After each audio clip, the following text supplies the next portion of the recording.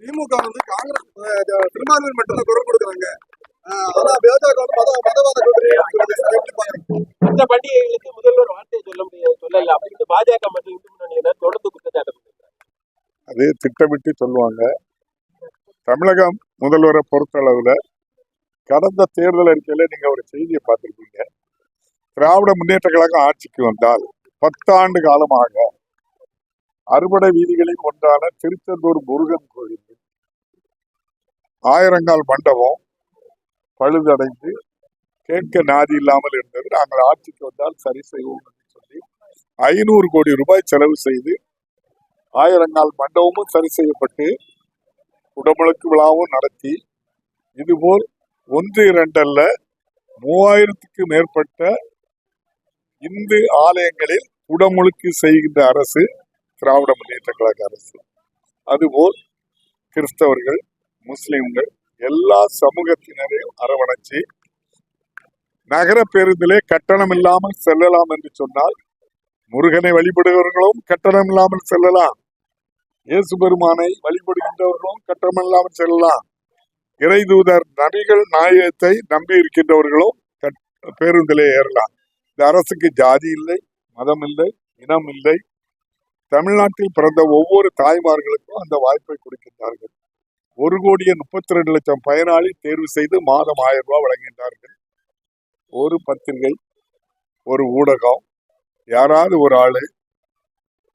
ஆளுங்கட்சி பார்த்து தான் கொடுத்தாங்க, வேண்டியால் பார்த்து கொடுத்தாங்க, ஜாதி பார்த்து தான் அந்த மாதம் 1000 ரூபாய் கொடுத்தாங்க சொல்ல முடியுமா? ஒரு சமூக நீதி ஆட்சி. இந்த அரசு பொறுப்பேற்ற நாள் முதல் இன்று வரை பாருங்க, சாமானிய மக்களை பற்றி சிந்தித்து சாமானியர்களுக்கான ஆட்சி. ஒன்றிய அரசு 10 ஆண்டு காலத்துல 16 லட்சம் கோடி ரூபாய் 50 கார்பரேட் நிறுவனங்களுக்கு கடன் தள்ளுபடி பண்ணியிருக்கு. விவசாயிக்கு கடன் தள்ளுபடி பண்ணாங்களா? நம்ம மாணவர்கள் வாங்கினாங்க கல்வி கடன் தள்ளுபடி பண்ணாங்களா? சுய உதவி குழு கடன் தள்ளுபடி பண்ணாங்களா? குறு சிறு நடுத்தர தொழில் கடன் தள்ளுபடி பண்ணாங்களா? யாருக்கு பண்றாங்க? தன்னை சுற்றி இருக்கின்ற ஒரு 50 நபர்களுக்காக ஒன்றியத்தில் ஆட்சி நடைபெறுகிறது. நம்முடைய வரிப்பணங்கள்லாம் அங்கதான் போகுது. மாண்புமிகு முதல்வர் எவ்வளவு நிதி நெருக்கடியிலும் சாமானிய மக்கள் படிக்கணும், 6 லட்சம் பேர்களுக்கு மாதம் 1000 ரூபாய் கொடுத்தாங்க. ஏழைகள் இல்லங்களுக்கே சென்று மக்களை தேடி மருத்துவம் 2,30,00,000 பேர் கொடுத்திருக்காங்க. தினம் 57 லட்சம் பேர் கட்டணம் இல்லாமல் போறாங்க. தினம் பள்ளி நாட்களில் அரசு உதவி பெறும் பள்ளிகளில் 35,000 பள்ளிகள்ல 20 லட்சம் பேர் தினம் காலை சிற்றுண்டி. பெருந்தலைவர் காமராஜர் பட்டி தொட்டியெல்லாம் பள்ளியை திறந்து மதிய உணவை கொண்டு வந்தார். இன்றைய முதல்வர் காலை சிற்றுண்டியும் கொண்டு வந்திருக்காங்க.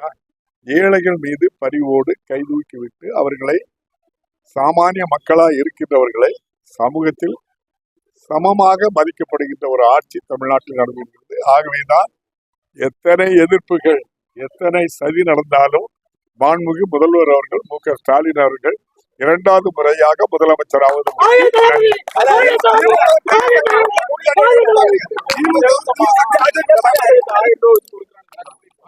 அரசு மருத்துவமனை, அதிகமாக செல்லக்கூடிய அரசு மருத்துவமனை, அரசு பள்ளிகளுடைய கட்டிடங்கள், அந்த கட்டமைப்புகள் மொத்தம் பொதுவாக சொல்லக்கூடாது. இந்த அரசு பொறுப்பேற்ற பிறகு அரசு பள்ளிகள் அவ்வளவும் மிளிர செய்தது இந்த ஆட்சியில தான். இன்னும் நீங்க எங்கேயாவது ஒரு இடத்துல கட்டடம் தேவைன்னா சொல்லுங்க, நான் வாங்கிக்கிறேன்.